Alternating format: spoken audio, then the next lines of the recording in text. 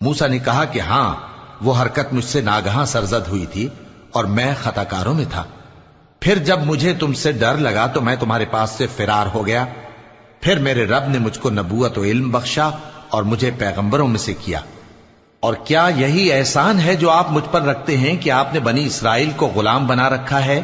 فرعون نے کہا، اور رب العالمین کیا ہوتا ہے؟ فرمایا، آسمانوں اور زمین اور جو کچھ ان دونوں میں ہے سب کا مالک، بشرطے کہ تم لوگوں کو یقین ہو۔ فرعون نے اپنے ارد گرد کے لوگوں سے کہا کہ کیا تم سنتے نہیں؟ موسیٰ نے کہا کہ تمہارا اور تمہارے اگلے باپ دادوں کا بھی مالک۔ فرعون نے کہا کہ یہ پیغمبر جو تمہاری طرف بھیجا گیا ہے باولا ہے۔ موسیٰ نے کہا کہ مشرق اور مغرب اور جو کچھ ان دونوں کے درمیان ہے سب کا مالک، بشرطے کہ تم کو سمجھ ہو۔ فرعون نے کہا کہ اگر تم نے میرے سوا کسی اور کو معبود بنایا تو میں تمہیں قید کر دوں گا۔